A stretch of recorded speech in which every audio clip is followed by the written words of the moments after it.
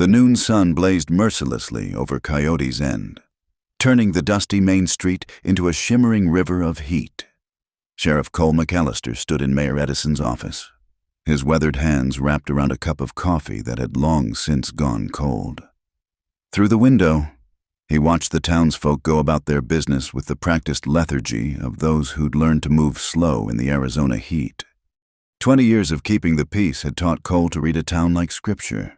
He knew when old Roosevelt would stumble out of the saloon, when the Carnegie boys would start their daily brawl over marbles, and when Widow Vanderbilt would hang her washing. The rhythm of Coyote's End was as predictable as his own heartbeat. Until she rode in, the woman appeared at the far end of Main Street like a mirage, astride a black stallion that moved with the fluid grace of smoke. Even from a distance, Cole could see she didn't belong. Her burgundy boots caught the sunlight, and her riding dress, though dusty from travel, spoke of Eastern tailoring. The horse beneath her, a magnificent beast she handled with casual expertise, was no common mount. "Well, I'll be damned," Mayor Edison muttered, joining Cole at the window. "Haven't seen a woman ride like that since my Clara passed." Cole said nothing, but his grip on the coffee cup tightened imperceptibly. In his experience, strangers who rode that well were either running from something or toward it. Neither option boded well for his quiet town. The woman dismounted in front of the saloon with a grace that drew every eye on the street. She tied her horse. Cole caught the name Whiskey embroidered on the saddle, to the hitching post, and paused to survey the town. Her gaze swept across the storefronts, the church, the jail, before settling briefly on the mayor's office window. Even from this distance, Cole felt the weight of her scrutiny. "Better go introduce yourself. Sheriff," Edison suggested with a knowing smile. "Wouldn't want our visitor to think Coyote's End lacks hospitality." Cole set down his cup with deliberate slowness. "Town's plenty hospitable without my interference." But he was already reaching for his hat. The saloon's bat-wing doors had barely stopped swinging when Cole heard the commotion. A crash, followed by a man's yelp of pain, then raucous laughter. He quickened his pace, hand instinctively moving to rest on his Colt's handle. Inside, the scene that greeted him was both predictable and surprising. Buck Rockefeller, one of the local ranch hands, was doubled over near the bar, clutching his groin and wheezing like a broken bellows. The stranger stood a few feet away, her stance relaxed but ready, burgundy boots planted firmly on the sawdust-covered floor. "The lady said she wasn't interested." "Buck," Widow Morgan called from behind the bar, her voice carrying more amusement than concern. "She kicked me," Buck gasped, still struggling to breathe. "Crazy woman near about ended my family line." "Should have kept your hands to yourself then," the stranger replied. Her voice was honey and whiskey, southern cultivation underlaid with something harder. "Where I come from, we call that a teaching moment." The saloon erupted in laughter. Buck's face flushed deeper red. Whether from pain or embarrassment, Cole couldn't tell. The cowboy straightened slowly, murder in his eyes, and Cole decided it was time to intervene. "That's enough, Buck," he said, stepping into the room. The laughter died instantly. "You know better than to lay hands on a lady." Buck's jaw worked soundlessly for a moment. "She ain't no lady. Sheriff, ladies don't—" "Ladies don't what?" The stranger turned to face Cole fully, and he felt something shift in his chest. She was beautiful. Yes, but it was a beauty sharpened by intelligence and tempered by something that looked suspiciously like pain. Her dark eyes held his without flinching. Defend themselves, stand their ground. Or perhaps ladies don't refuse the attentions of every unwashed cowpoke who thinks buying a drink entitles him to liberties. More laughter, quickly stifled. Buck looked to Cole for support, found none, and limped toward the door, muttering curses. "And you—" The woman's attention remained fixed on Cole. "Did you come to arrest me, or are you just here to gift me with that empty stare?" The saloon went silent as a grave. Nobody spoke to Sheriff McAllister that way. Nobody. Cole felt his lips twitch, fighting a smile he hadn't felt coming in years. "Neither, ma'am. Just making sure the peace gets kept." "The peace," she repeated, as if tasting the words. "And here I thought I was keeping it myself." She turned back to the bar, dismissing him. "Whiskey, please, Mrs. Morgan," the widow supplied, already reaching for a bottle. "Widow Morgan, and you are—" "Ruby Delaney." She accepted the glass with a nod of thanks. "I'll be needing a room, if you have one. Second floor, end of the hall. $1 a night, includes breakfast." "Sold." Ruby tossed back the whiskey in one smooth motion, then set a gold eagle on the bar. "For the week, and another bottle sent up. It's been a long ride." Cole watched her climb the stairs, noting the way she favored her left side slightly. An old injury, perhaps, and the telltale bulge at her hip that suggested she wore more than petticoats under that dress. Everything about Ruby Delaney screamed trouble, from her too fine clothes to her too fast gun hand. He should have walked away, should have gone back to his office and his cold coffee and his predictable town. Instead, he found himself standing at the bar, staring at the stairs long after she'd disappeared. "Careful, Sheriff," Widow Morgan said softly, polishing a glass that didn't need it. "That one's got ghosts." "Don't we all?" Cole murmured. But as he finally turned to leave, he couldn't shake the memory of her smile, sharp and sweet and dangerous as sin, for the first time in 5 years, since Martha and little Sam had been taken from him. Cole McAllister felt something crack in the wall around his heart. Asterisk. The sheriff ignored every kiss in town, asterisk, he thought, stepping back into the blazing afternoon sun. Asterisk, until her lips tasted sweeter than sin. He didn't know her lips yet. True, but something in those defiant eyes, in that honeyed voice with its hidden steel, promised a sweetness that could ruin a man. Cole had spent 20 years avoiding ruin, building a life of order and duty and carefully measured distances. Ruby Delaney had been in town less than an hour, and already his world felt tilted on its axis. As he walked back to his office, Cole couldn't help but glance back at the saloon. In the second-floor window, a curtain twitched. He caught a glimpse of dark hair and knowing eyes before the fabric fell back into place. Yes, trouble had definitely come to Coyote's end. The question was whether Cole would arrest it, avoid it, or let it consume him whole. Given the way his pulse quickened at the thought, he suspected he already knew the answer. The town of Coyote's End squatted on the edge of nowhere, 30 miles from the Mexican border and a lifetime from civilization. Founded during the silver rush of '73, it had survived where other towns had withered and blown away like tumbleweeds.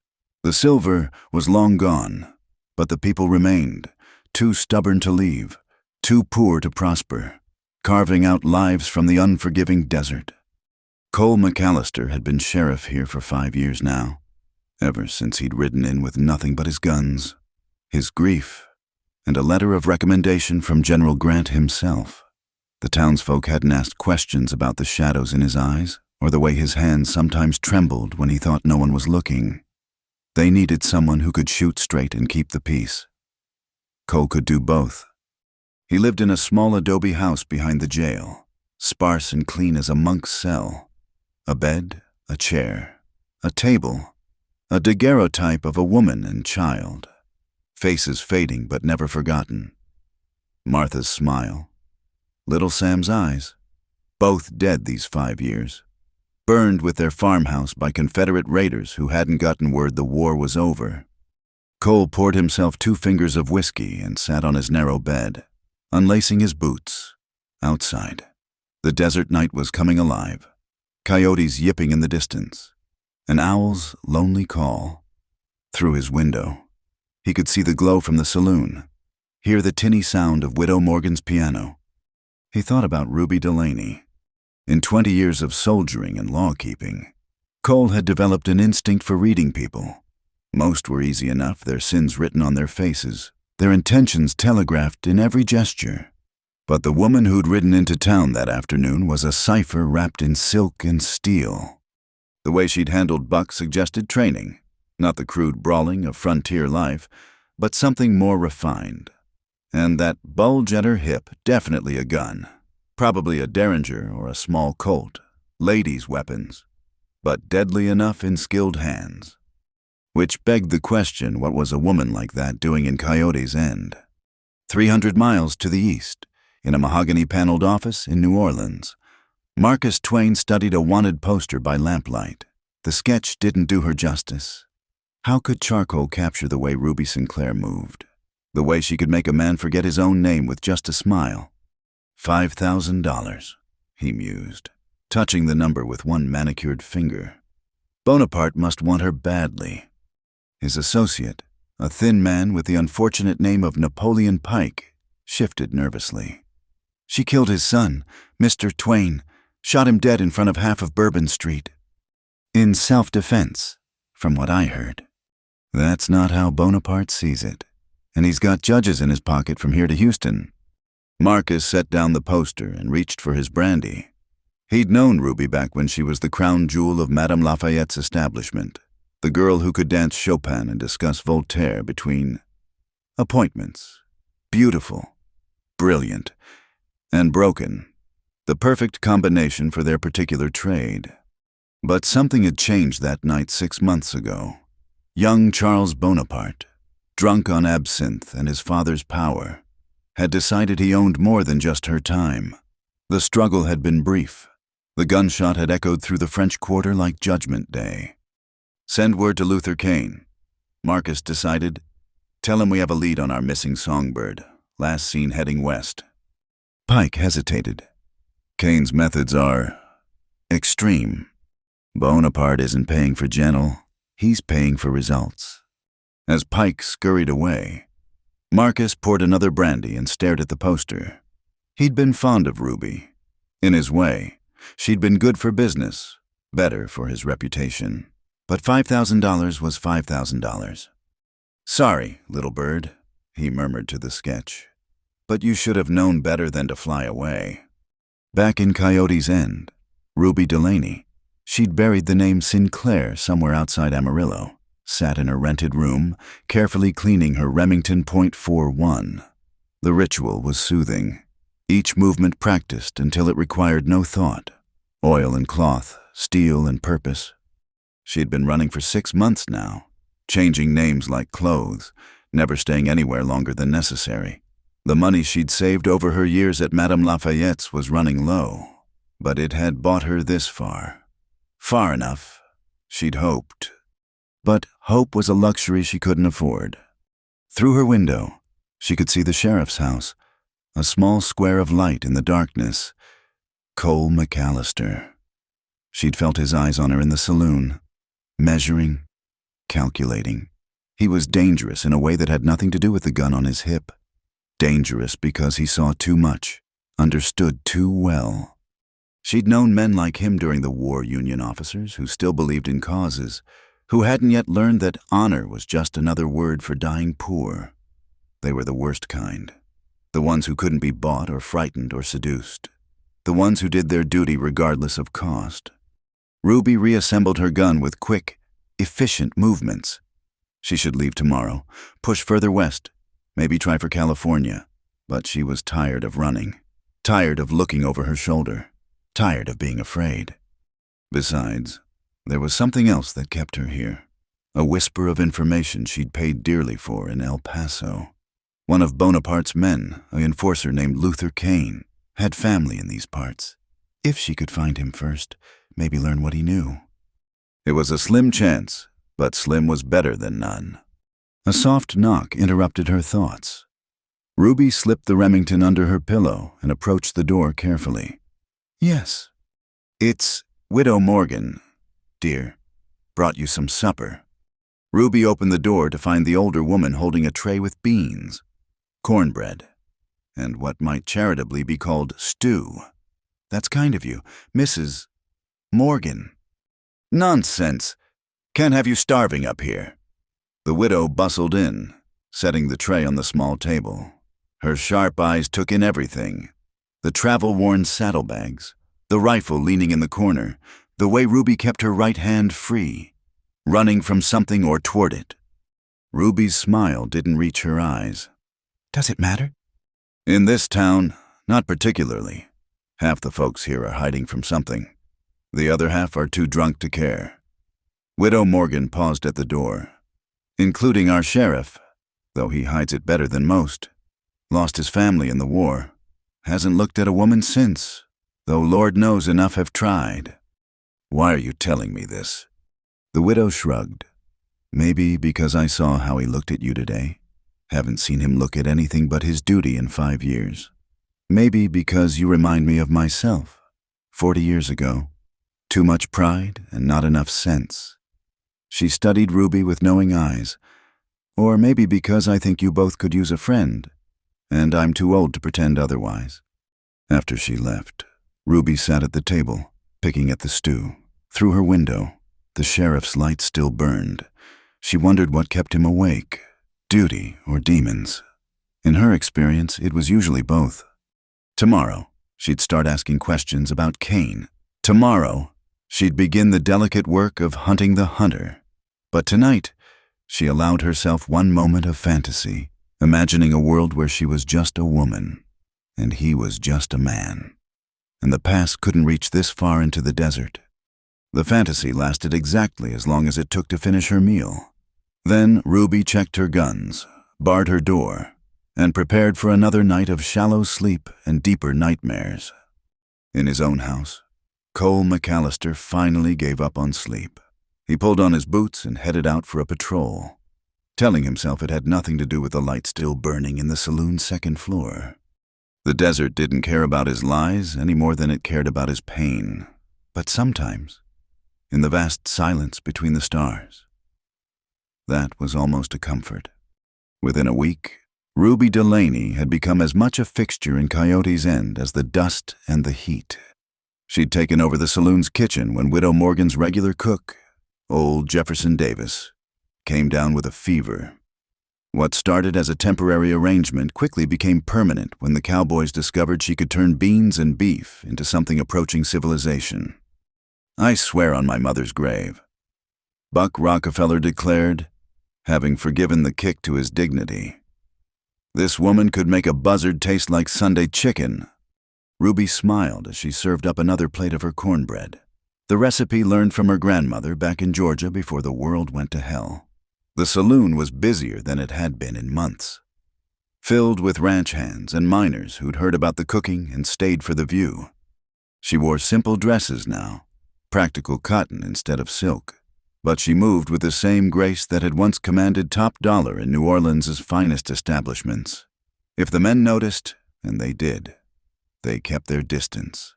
Word of Buck's misfortune had spread quickly. Cole McAllister noticed too, though he tried not to. He'd taken to eating his noon meal at the saloon, telling himself it was to keep an eye on potential trouble. The fact that Ruby always seemed to have a fresh cup of coffee ready when he arrived was purely coincidental. Your horse is favoring her left rear leg, Ruby mentioned one afternoon, refilling his cup without being asked. Saw you ride in this morning. Cole looked up from his stew. You know horses. My father raised them. Before the war. Something flickered across her face. A shadow of memory quickly suppressed. Mind if I take a look? That's how Cole found himself standing in the livery stable an hour later, watching Ruby run experienced hands down his mare's leg. She'd changed into a split riding skirt and rolled up her sleeves, revealing arms marked with old scars he pretended not to notice. Stone bruise, she diagnosed, gently setting the hoof down. Soak it in warm water and Epsom salts twice a day. She'll be right as rain in a week. Obliged. Cole watched her dust off her hands, noting the calluses that spoke of hard work. Where'd you say your father raised horses? I didn't. Her smile took the sting out of the words. But it was outside Lexington. If you must know. Beautiful country. Once. And now it's ash and memory, like everything else the war touched. She moved to pat his mare's neck, and the animal leaned into her touch. But that's not your story, is it? You've got Union written all over you. Captain, 14th Illinois Infantry. The words came easier than expected. You. Just a girl trying to keep her head down while the world burned. Ruby's laugh held no humor. Didn't work out quite like I planned. They stood in comfortable silence, the stable warm and dim around them. Outside, Cole could hear the normal sounds of town life hammers ringing from the blacksmith shop, children playing in the street, the eternal creak of wagon wheels. "Thank you," he said finally, "for helping with Belle." Belle? Ruby's eyes danced with amusement. The terror of outlaws across the territory named his horse Belle. My daughter named her. The words were out before Cole could stop them. He never talked about Sam and Martha. Never. But something about this woman, this moment, made the truth easier to bear. Said every princess needed a noble steed. Ruby's expression softened. How old I? She was 4. Would have been 9 now. The past tense hung between them like smoke. Ruby didn't offer empty condolences or ask what happened. She simply nodded, understanding written in every line of her face. I had a sister, she offered quietly. Fever took her during the siege of Vicksburg. Sometimes I still sat 2 places at the table. It was the first real thing she'd told him about herself, and Cole knew better than to push for more. Instead, he found himself moving closer, drawn by something he couldn't name. Sheriff McAllister, young Theodore Roosevelt, everyone called him Teddy, burst into the stable. Face flushed with excitement. "Mister, Carnegie says there's riders coming in from the east. Says they look like trouble."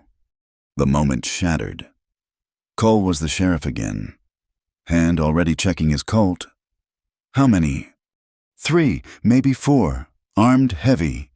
Cole glanced at Ruby, saw something flicker across her face, fear recognition, but she was already stepping back, rebuilding walls with practiced ease. Best seat of your town, Sheriff, she said lightly. I'll finish up with Belle. He wanted to stay, wanted to chase that moment of connection. But duty called louder than desire. We'll continue this later. Perhaps. But her smile was already the professional one she wore in the saloon, bright and meaningless. Cole followed Teddy out into the blazing afternoon, but his mind lingered in the stable's shadows. He'd learned long ago that everyone in Coyote's End had secrets. The question was whether Ruby's would get them all killed. The riders were indeed trouble, though not the kind Cole expected. They were Buffalo soldiers from Fort Grant, searching for deserters who'd stolen army supplies and killed a guard in the process. Sergeant Washington Freeman. Their leader introduced himself, snapping a salute that Cole returned from old habit. We tracked them this far, but the trail's gone cold. Cole studied the wanted posters Freeman handed him. Haven't seen them, but I'll keep watch. You boys need anything? Supplies, fresh horses. Just water for the animals. Sir, we'll camp outside town tonight, move on in the morning. Nonsense. Widow Morgan's got rooms, and the new cook at the saloon does wonders with army beef. Freeman hesitated. Cole knew why. Not every town welcomed colored soldiers, war heroes or not. That's kind generous, Sheriff, but nothing. You're United States Cavalry, and you'll be treated as such in my town. Cole's tone brooked no argument. Anyone has a problem with that can take it up with me. Which is how Ruby found herself serving dinner to 4 Buffalo soldiers, Cole, and half the curious townfolk. If she was nervous about strangers in town, she hid it well, charming the soldiers with stories and keeping their glasses full. Ma'am, this cornbread is finer than anything I've had since leaving Atlanta. Corporal Lincoln praised, reaching for his 3rd piece. Secrets in the buttermilk, Ruby confided, refilling his coffee. That and a cast-iron skillet older than Moses. The evening passed pleasantly. the soldiers sharing tales of frontier life while the locals listened with rapt attention. Only Cole noticed how Ruby kept positioning herself to watch the door, how her hand never strayed far from her hip. As the gathering broke up, Sergeant Freeman approached Cole. "Appreciate the hospitality. Sheriff, don't find many towns this welcoming." "We're all just people trying to get by," Cole replied. "War's over. Time we started acting like it." Freeman smiled. "If only it were that simple." He glanced toward the bar where Ruby was wiping down the tables. "Fine woman you got there." "She's not mine." "No," Freeman's smile widened. "Could have fooled me, the way you've been watching her all night." After the soldiers retired, Cole lingered in the saloon. Ruby was alone now, chairs stacked on tables, counting the night's take. "Good night for business," she commented without looking up. "Ruby." Something in his tone made her stop counting. "Those soldiers are hunting someone. If there's anything you need to tell me." "Are you asking as the sheriff or as the man who named his horse Belle?" The question caught him off guard. "Does it matter?" She finally looked at him, and he saw the weight she carried, the exhaustion she hid so well. "Yes, it matters more than you know." Before Cole could respond, she'd gathered the money and headed for the stairs. "Good night, Sheriff McAllister." But at the top of the stairs, she paused. "That cornbread recipe, it really was my grandmother's. She used to say the secret ingredient was love." Her smile was sad and sweet. "Haven't had much use for that ingredient lately." Then she was gone, leaving Cole alone with the ghosts and the guttering lamps. Outside, he could hear the soldiers' horses, the night watch calling the hour, the eternal whisper of wind across sand. Tomorrow, he'd have to decide what mattered more, the law he'd sworn to uphold or the woman who was teaching him to feel again. But tonight, he allowed himself to remember the way she'd looked in the stable. Sunlight catching the gold flecks in her eyes, her hand gentle on his horse's neck. "Even a sheriff gets to dream sometimes," he murmured to the empty room. If only dreams were enough to hold back the darkness already riding toward Coyote's End. Luther Kane rode into Coyote's End 3 weeks after Ruby's arrival, leading a group of 5 hard-faced men who looked like they'd crawled out of hell and hadn't bothered to wash off the soot. They came during the Saturday market, when Main Street was crowded with farmers, merchants, and families from the surrounding ranches. Ruby was examining tomatoes at old Harriet Stowe's vegetable stand when she saw him. Her blood turned to ice water, but her hands remained steady as she paid for her purchase. 6 months of running had taught her that panic was a luxury she couldn't afford. Kane hadn't spotted her yet. He was tying his horse outside the saloon, that same casual arrogance in every movement. The scar she'd given him in New Orleans pulled at his cheek when he smiled, turning his face into a devil's mask. "You all right, dear?" Harriet asked, noticing Ruby's stillness. "You've gone pale as a ghost." "The heat," Ruby managed, forcing a smile. "Perhaps I should get inside." She moved through the crowd carefully, keeping her head down, using the market's chaos as cover. But as she passed the blacksmith shop, a hand shot out and grabbed her wrist. "Well, well, Ruby Red." The voice was like gravel over broken glass. "Fancy finding you here." She turned slowly, meeting Kane's pale eyes with forced calm. "I think you're mistaken, sir. The name's Delaney." His grip tightened, fingers digging into old bruises. "You can call yourself Queen Victoria for all I care. Mr. Bonaparte wants a word with you. Something about his boy Charles and a disagreement you had." "Let go of my arm." Ruby kept her voice level, aware of the crowd around them. Several people had stopped to stare, including young Teddy Roosevelt, who watched with wide eyes. "Or what, you'll shoot me like you shot Charles?" Kane laughed, an ugly sound. "I don't think so. Not here, not with all these good folks watching. You're coming with me nice and quiet, or you'll unhand the lady and move along." Cole McAllister stood 10 feet away, hand resting on his Colt. He'd appeared like smoke, silent despite his size. The sheriff's star on his chest caught the sunlight, a reminder of law in a lawless land. Kane's smile widened. "Sheriff, this ain't your concern. The lady and I have business back in New Orleans." "Any business in my town is my concern." Cole's voice was mild, almost friendly. But Ruby had seen that same calm in Union officers before they ordered a charge. "Now, I asked you polite to let her go. She's wanted for murder."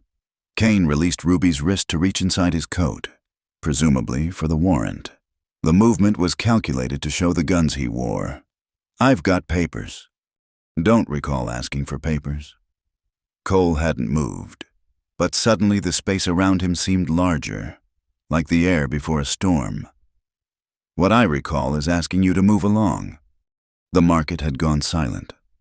Ruby could feel the tension building, knew how quickly these things could turn bloody. She thought of the families nearby, of Teddy Roosevelt still watching with a boy's fascination for violence. "It's all right, Sheriff," she said quietly. "Mr. Kane was just leaving." "Now that's where you're wrong. Ruby Red." Kane's hand hovered near his gun. "See, Bonaparte's offering $5,000 for you. That's more money than this dusty nowhere town sees in a year. I bet even the good sheriff here could use—" Cole drew and fired in one motion, the shot echoing off the storefronts. Kane's hat flew off his head. A neat hole punched through the crown. The man froze, hand halfway to his weapon. "The next one's lower," Cole said conversationally. "Now, you boys got two choices. Mount up and ride out peaceful, or we can do this the hard way. Fair warning, the hard way involves my deputy. And Carnegie there's been drinking since breakfast. Makes him twitchy." Andrew Carnegie, who served as deputy when he wasn't running the general store, raised his shotgun from the doorway with a grin that suggested he had indeed been sampling the merchandise. Kane's men shifted nervously. They were killers, but they were also professionals. A straight fight against an experienced sheriff and armed townfolk wasn't good odds, especially for a woman who might not even be the right one. "This ain't over," Kane said finally, bending to retrieve his ruined hat. "We'll be back with more men, official warrants. You can't protect her forever." "Sheriff." "Maybe not." Cole's gun never wavered. "But I can protect her today.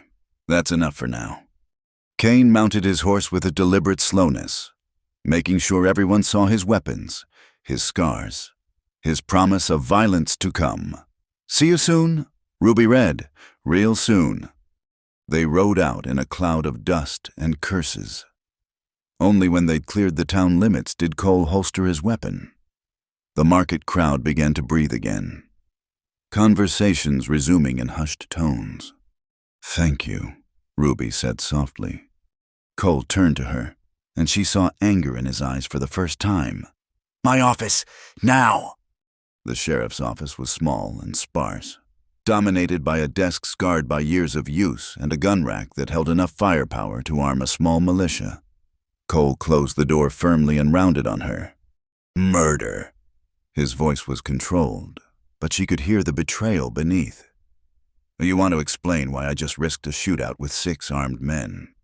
Ruby sank into the chair across from his desk, suddenly exhausted. The weight of 6 months running seemed to crash down at once. "It was self-defense." "Tell me." So she did. The words came slowly at first, then in a rush. She told him about her life in New Orleans, the careful savings, the plans for escape, about Charles Bonaparte, drunk and entitled, who wouldn't accept that money only bought time, not ownership, about the struggle, the gun going off, the blood spreading across Persian carpets. He was going to...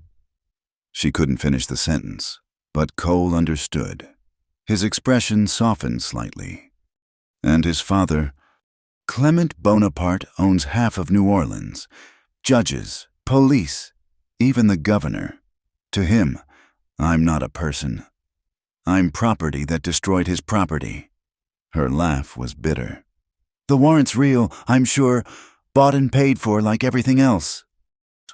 Cole was quiet for a long moment, staring at the wanted posters on his wall. Ruby wondered if her face would join them soon. "You should have told me," he said finally. "Would it have mattered? The law is the law." The law? Cole stood abruptly, pacing to the window. Outside, life was returning to normal, the market resuming its cheerful chaos. "I swore an oath to uphold the law, but I also swore to protect this town and everyone in it." "I'll leave tonight," Ruby offered. "I never meant to bring trouble here." "No." The word was sharp, decisive. "Kane knows you're here now. Running just means they'll catch you on the road. No witnesses, no law to interfere." He turned back to her. "You'll stay. We'll face this legal-like." "Cole?" It was the first time she'd used his given name, and they both noticed. "You don't understand. Bonaparte has resources you can't imagine. He'll burn this whole town to get to me." "Maybe." Cole returned to his desk, pulled out a bottle of whiskey and 2 glasses. "But this town's tougher than it looks. We've faced Apache raids, claim jumpers, drought, and disease. A rich man's tantrum doesn't scare us much." He poured 2 drinks, pushed one across to her. "Besides, I've got resources too. Telegraph lines run both ways, and I still have friends in the army. Real warrants leave paper trails. False ones get people in trouble." Ruby stared at him, this quiet man who'd just put his life and career on the line for her. "Why?" "Because it's right," he said simply, then quieter. "Because I'm tired of losing people. He stopped, took a drink instead of finishing. "What now?" Ruby asked. "Now you go back to the saloon and act normal. Let people see you're not running. I'll send some telegrams. Call in some favors." He met her eyes. "And Ruby, that gun you carry, might be time to start wearing it where folks can see. Kane strikes me as the type who prefers back alleys to Main Street." She stood to leave, paused at the door. "Cole, that was a hell of a shot. His hat, I mean..." For the first time since Kane's arrival, Cole smiled. "Martha always said I showed off too much. Guess some habits die hard." Ruby left the office with her head high, aware of the eyes following her progress down the street. The story would spread fast. The mysterious woman, the scarred stranger, the sheriff who'd chosen her over the law. By nightfall, everyone in Coyote's End would know that Ruby Delaney had a past worth killing for. The question was whether the town would stand with their sheriff or step aside when Bonaparte's money came calling. As she entered the saloon, Widow Morgan was waiting with a knowing look and a loaded shotgun. "Heard there was some excitement," the widow said mildly. "Figured you might need this." Ruby accepted the weapon gratefully. Outside, the sun was beginning its descent, painting the desert in shades of blood and gold. Somewhere out there, Luther Kane was planning his next move. But for now, she was safe. For now, she had allies.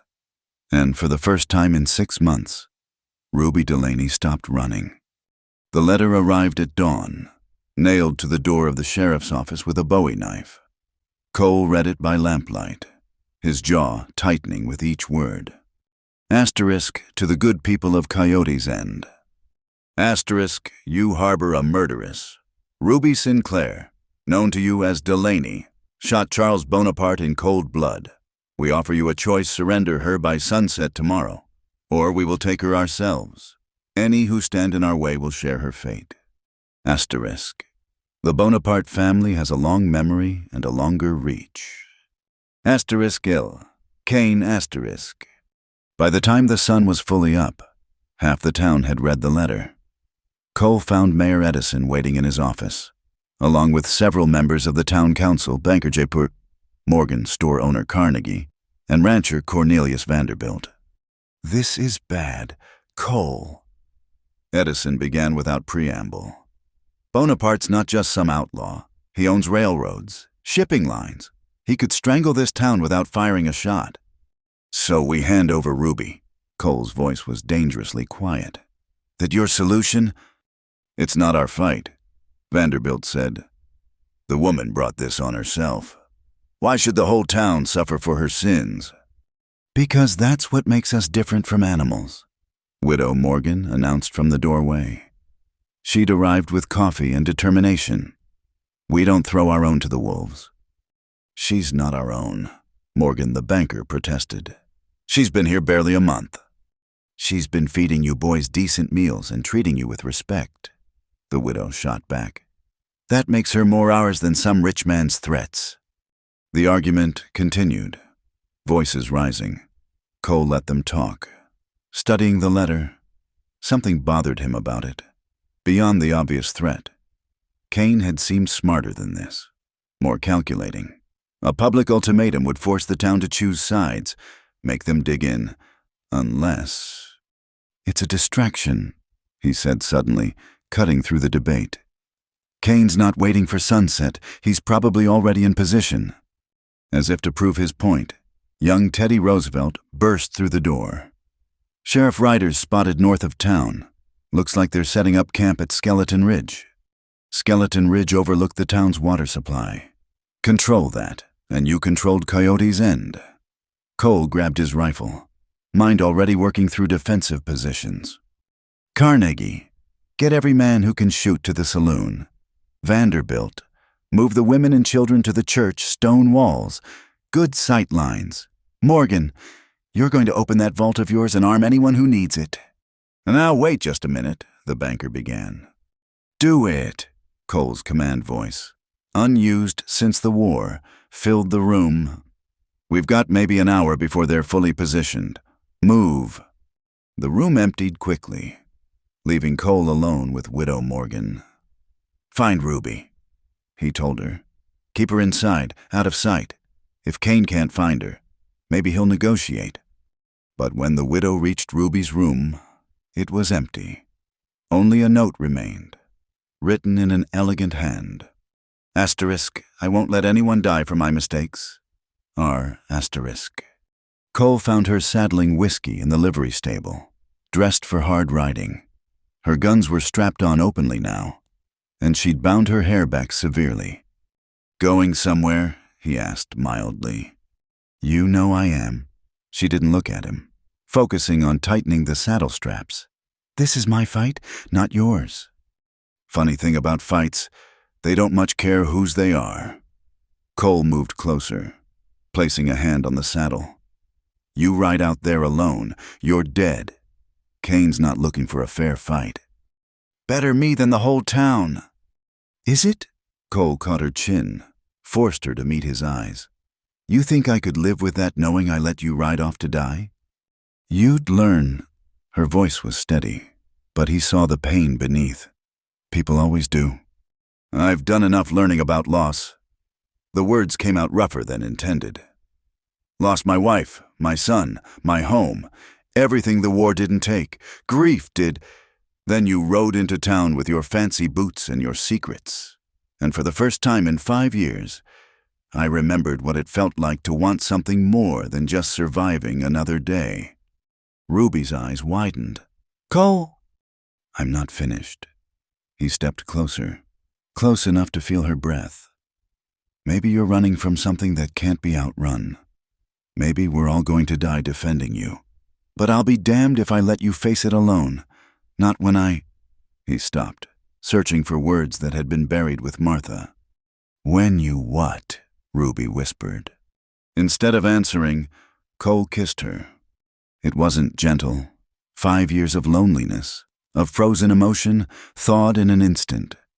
Ruby made a sound, surprise, maybe, or recognition, then kissed him back with equal desperation. Her hands fisted in his shirt, pulling him closer, and for a moment the world outside ceased to exist. When they broke apart, both breathing hard, Ruby's carefully constructed walls had crumbled. You impossible man, she murmured. Don't you know I'm poison? Everything I touch dies. Then we match. Cole rested his forehead against hers. But maybe together we make something else. Maybe we make a chance. A distant gunshot shattered the moment. Then another. The scouts Kane had sent were testing the town's defenses.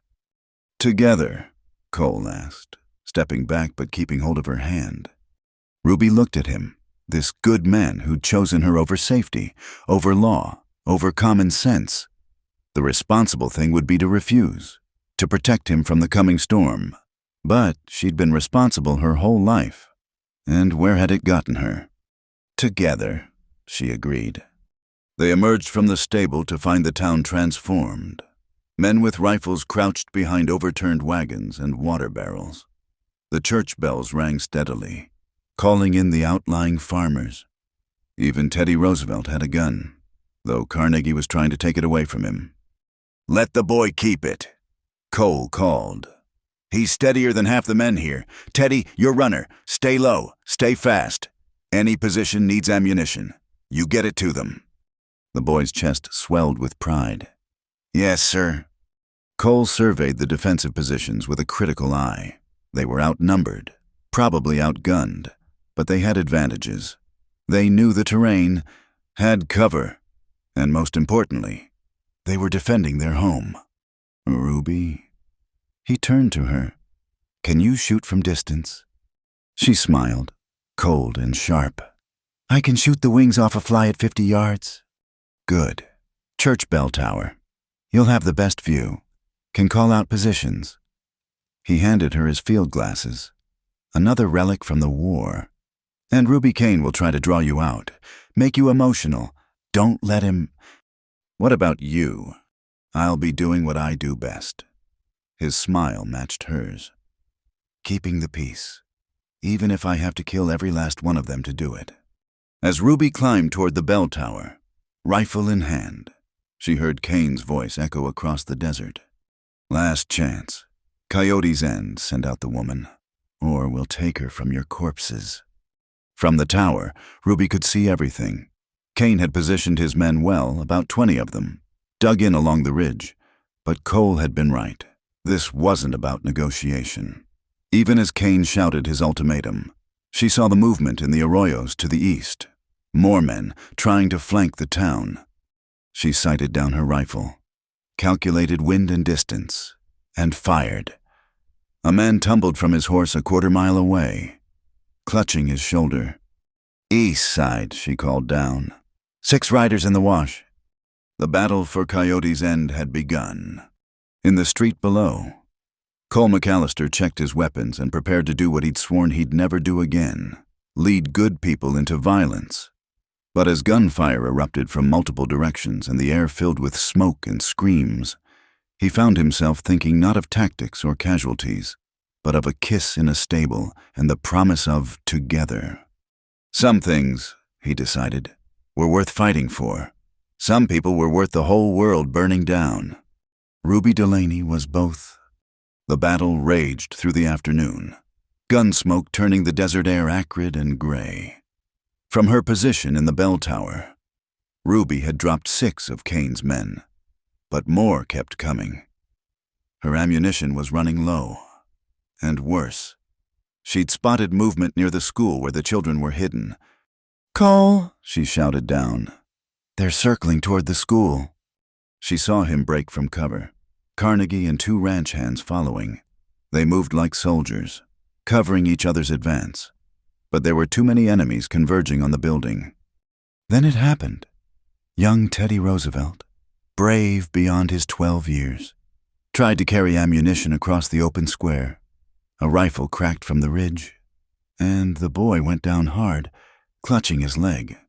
"No," Ruby abandoned her position. Taking the stairs 3 at a time, she burst from the church as Kane's men closed in on the wounded boy. That's far enough. Ruby read. Luther Kane stood in the middle of Main Street, coat pushed back to show his guns. Behind him, his men held their fire, waiting. In the sudden quiet, Ruby could hear Teddy whimpering, trying to crawl to safety. "Let the boy go," Ruby said, stepping into the open. "This is between us. Everything's between us now." Kane's scarred face twisted into a smile. "Your sheriff killed 3 of my men. Your town chose sides. Their blood's on your hands. Then let's end it." Ruby moved closer, aware of eyes watching from windows and doorways.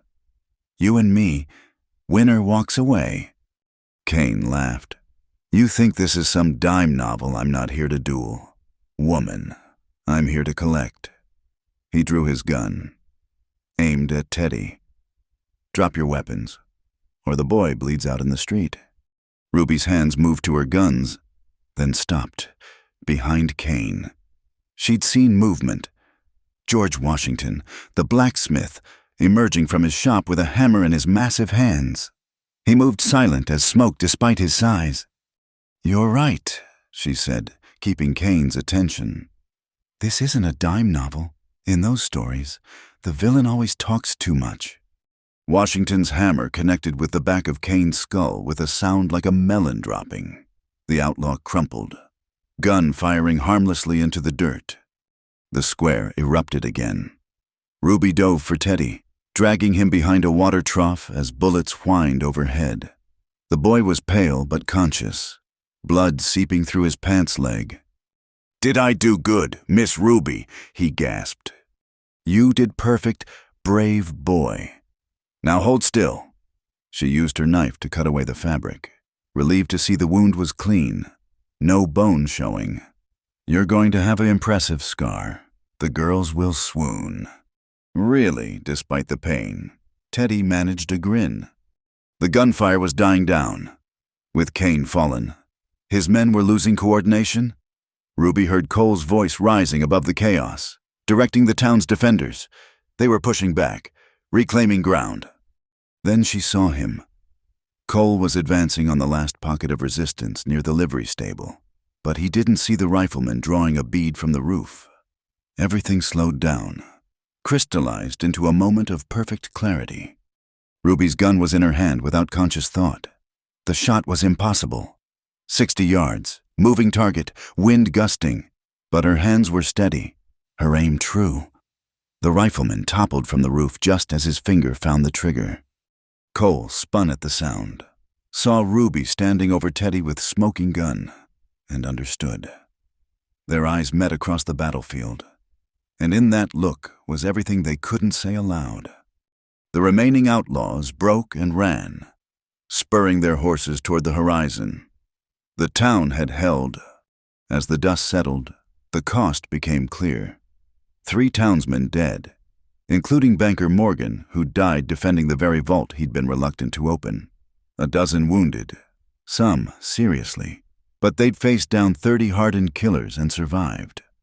Ruby knelt beside Cole as he bandaged one of the wounded. "Kane's alive," she reported.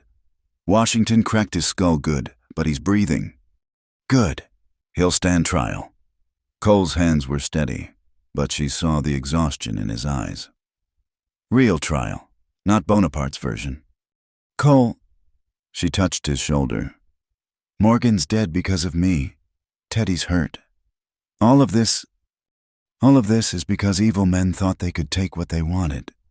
He covered her hand with his bloody one. "We said no.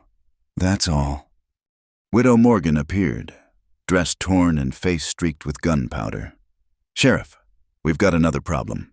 3 of those riders made it to the telegraph office before we drove them off. If they got a message out, then Bonaparte knows where Ruby is." Cole stood, decision made. "We need to move fast. Ruby, you're done running. We're going to New Orleans." "What?" Ruby stared at him. "Cole, that's suicide. Bonaparte owns that city." "Maybe, but he doesn't own the federal marshal's office, or the newspapers." A grim smile touched his lips. "You said Bonaparte bought judges. Well, I know some judges who can't be bought.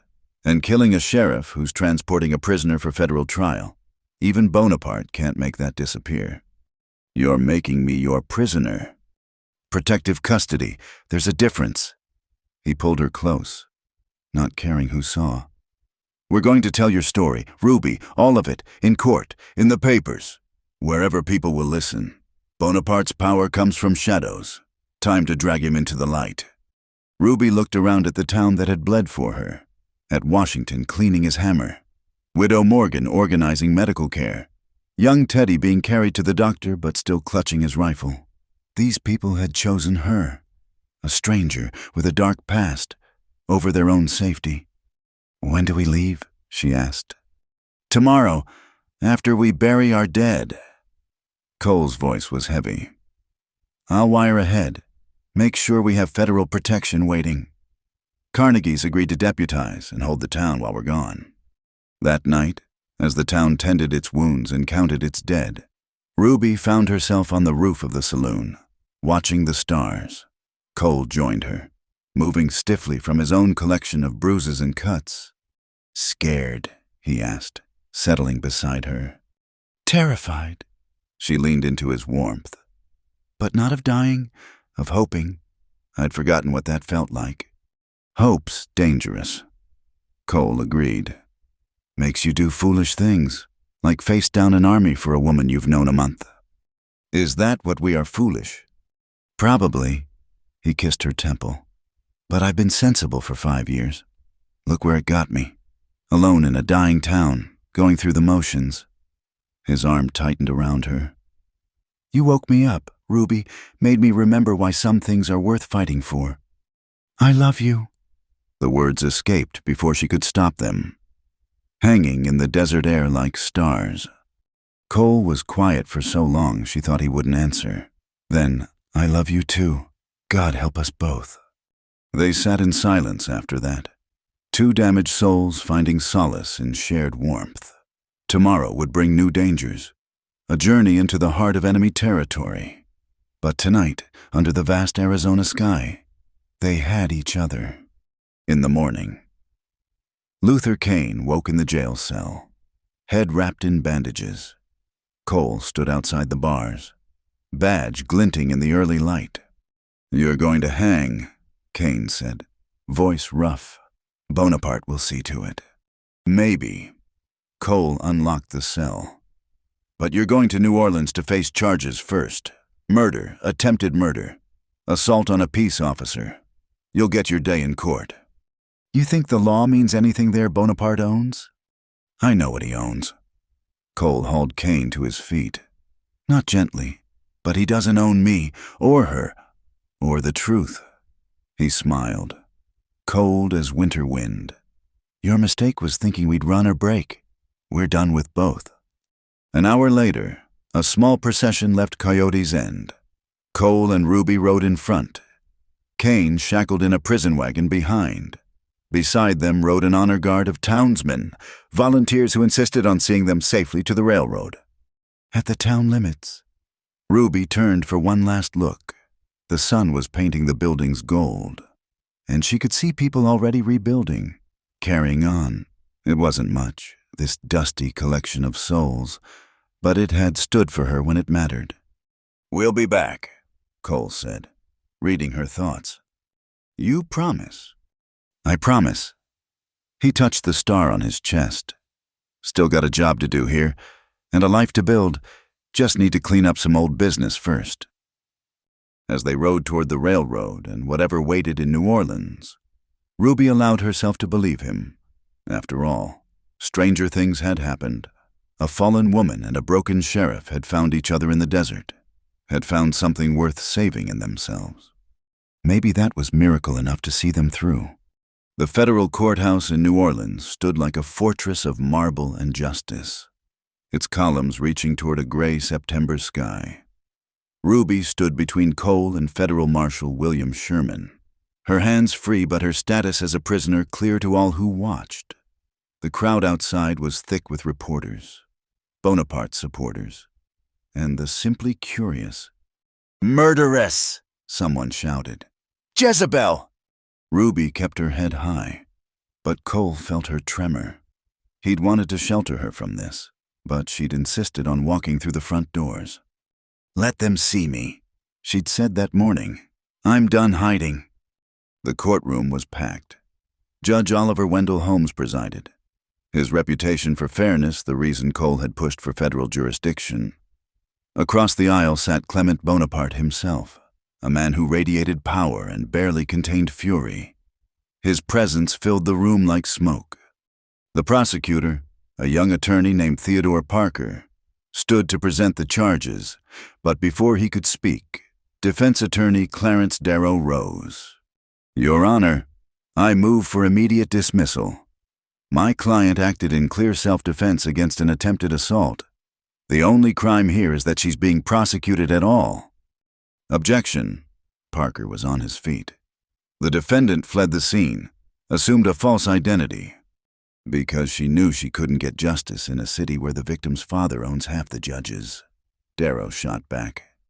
Gentlemen, Judge Holmes' gavel cracked like a gunshot. We'll proceed with proper decorum, or I'll clear this courtroom. The trial that followed was unlike anything New Orleans had seen. Darrow, whom Cole had hired with the last of his savings and a telegram to an old war friend, was brilliant. He painted a picture of Ruby's life that had the gallery in tears, orphaned by the war, forced into desperate circumstances, trying to save enough to start fresh. Miss Sinclair, Miss Delaney, took employment at Madame Lafayette's establishment. Yes, Darrow said, pacing before the jury. She's not proud of it. But in this city, in these times, what choices did a woman alone have? She saved every penny, lived on hope and determination. Then came the night in question. Ruby took the stand, her voice steady as she recounted Charles Bonaparte's actions, how he'd waited until she was alone, how he'd been drinking, how he'd decided that money entitled him to more than her time. He said his father owned the police, the judges, Ruby testified. Said no one would believe a woman like me over a Bonaparte.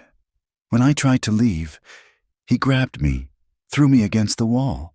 I saw my sister's face. She died because she couldn't fight back.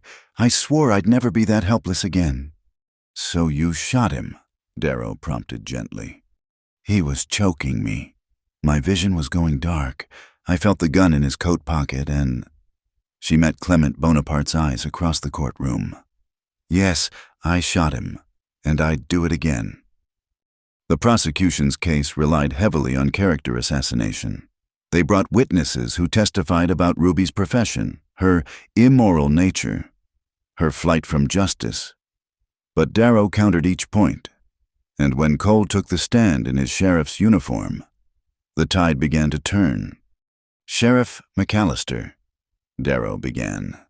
You've investigated Miss Delaney's claims. What did you find?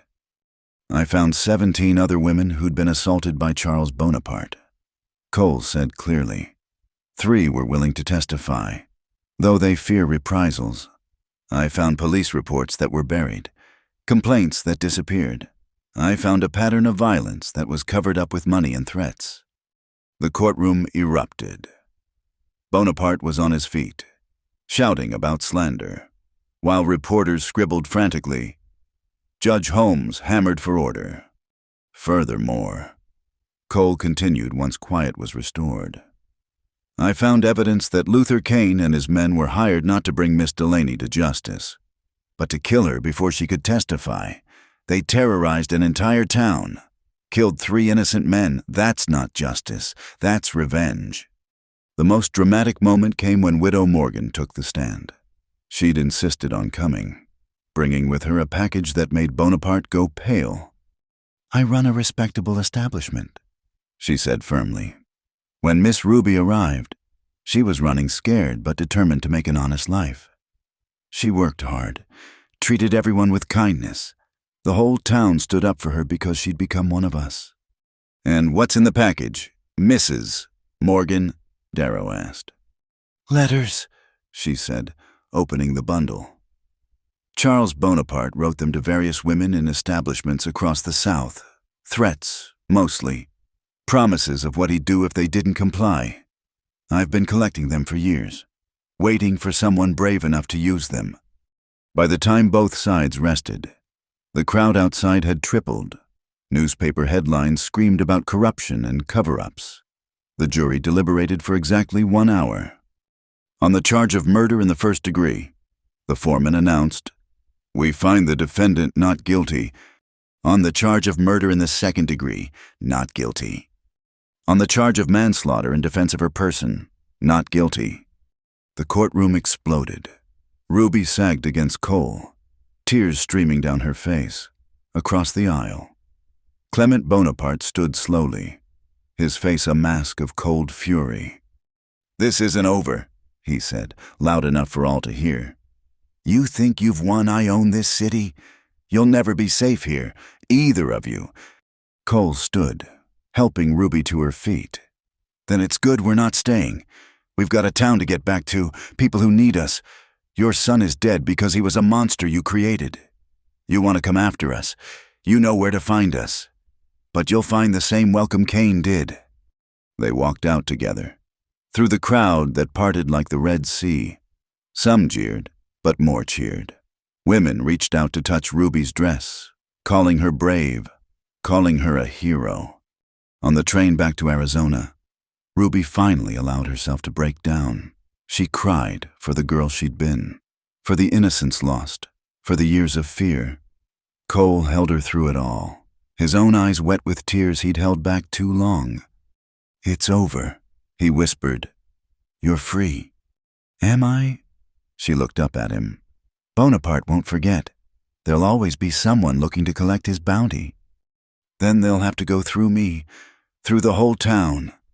He kissed her gently. "You're not alone anymore, Ruby. Never again." The journey home took 3 days.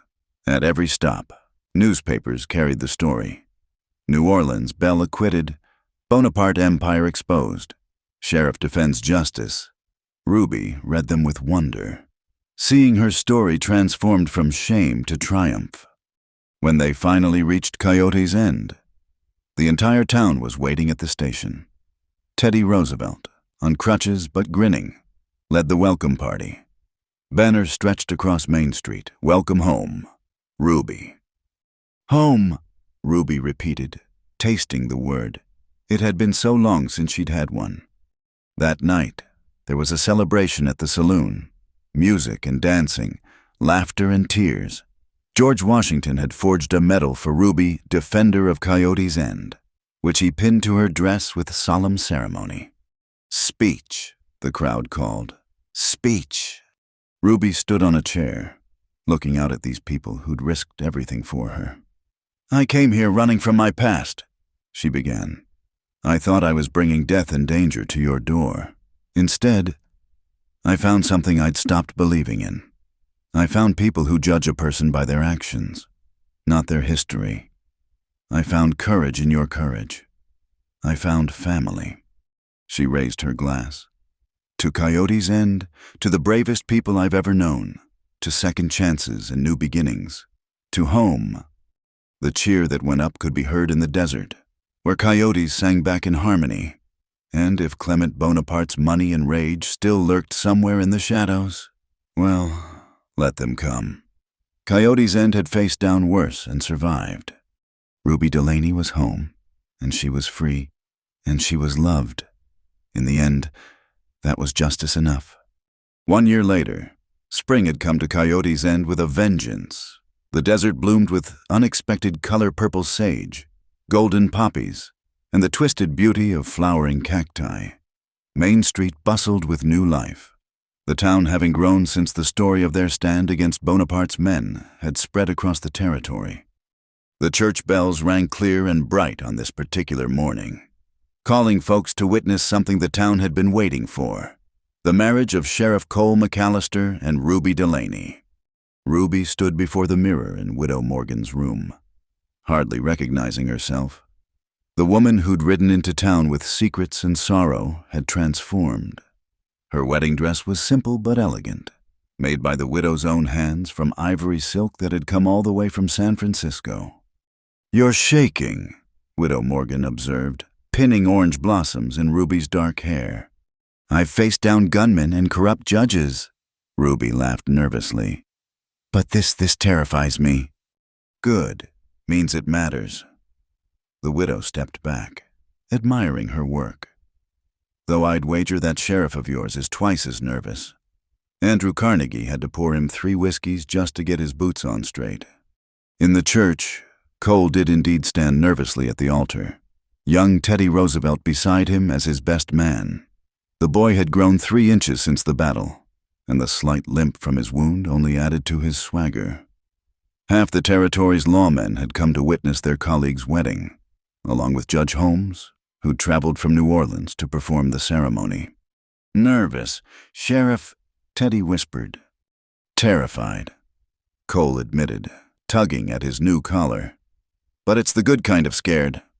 The doors opened, and the congregation rose. Ruby appeared like a vision, escorted by George Washington, the blacksmith who'd saved her life and insisted on the honor of giving her away. As she walked down the aisle, Cole felt his breath catch. The haunted woman who'd arrived a year ago was gone, replaced by someone radiant with joy and purpose. Dearly beloved, Judge Holmes began once Ruby reached the altar.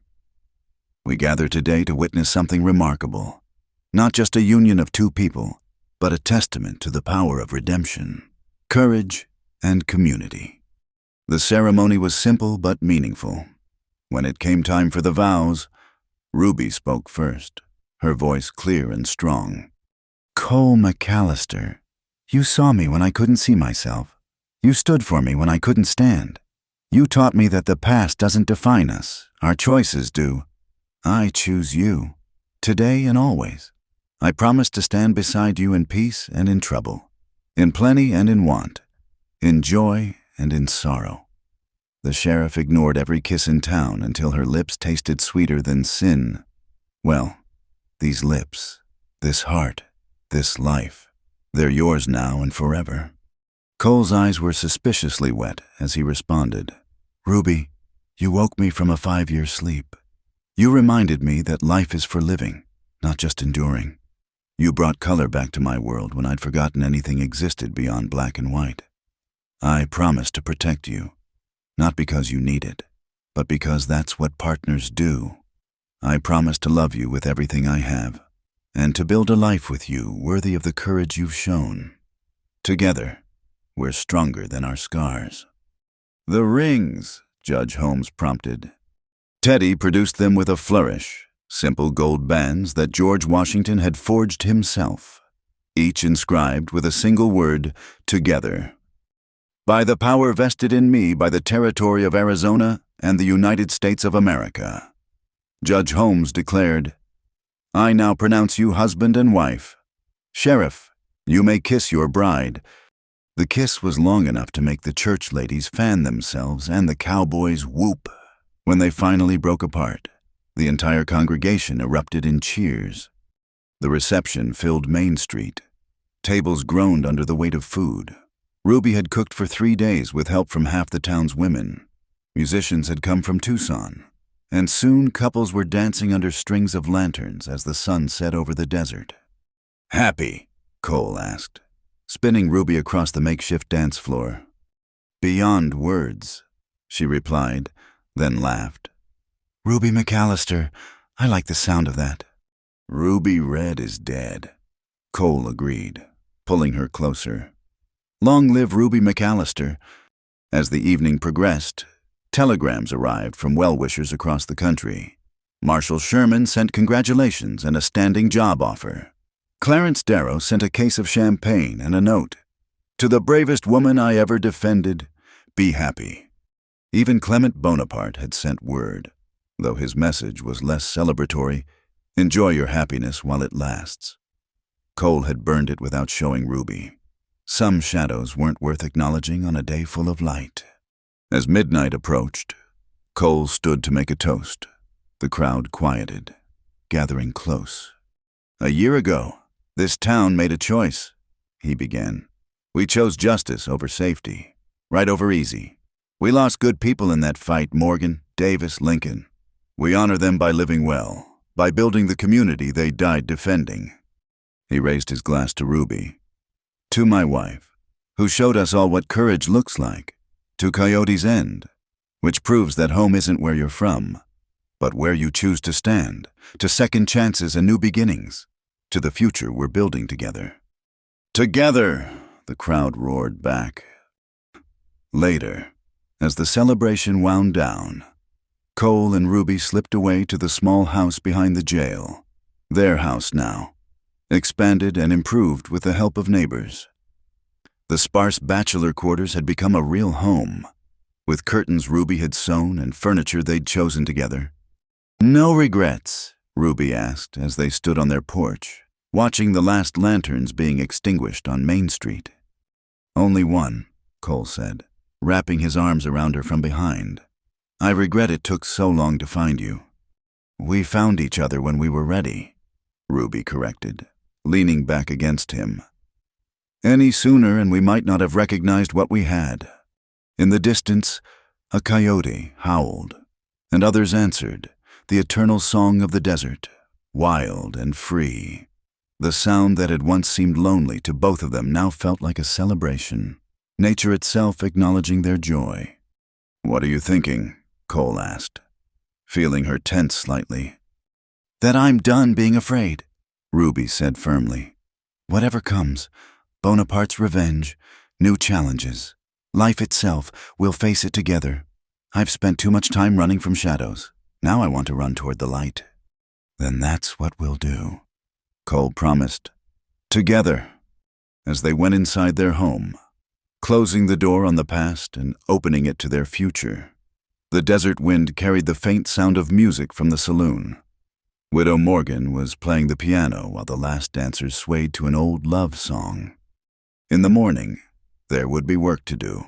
Cole had a town to protect, and Ruby had her restaurant to run. She'd bought the empty building next to the saloon and was turning it into something special. There would be challenges and setbacks, joys and sorrows, all the complexities of a life fully lived. But tonight, there was only this two people who'd found each other across miles and years of pain, who'd chosen love over fear, hope over despair.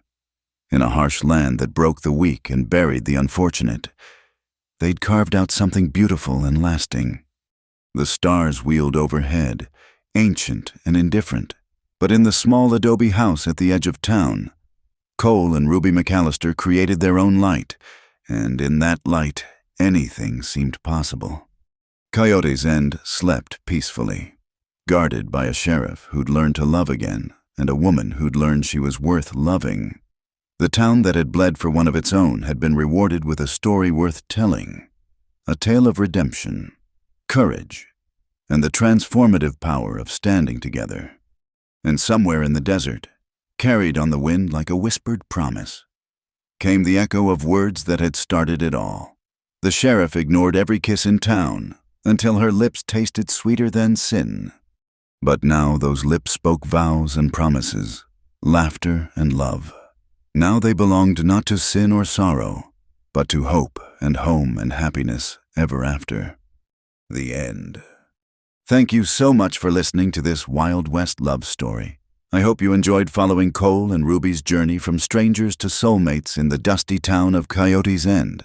If you're listening to this story, I'd love to know where you are in the world. Please leave a comment below sharing your location so we can connect and share our thoughts about this tale of courage, redemption, and love against all odds. If you enjoyed this story, please subscribe to Wild West Stories 1850 for more tales from the American frontier. Give this video a like, and don't forget to hit that hype button so more people can discover and enjoy this story. Your support means the world to me and helps keep these Western romances alive. Until next time, partners, keep riding toward the sunset.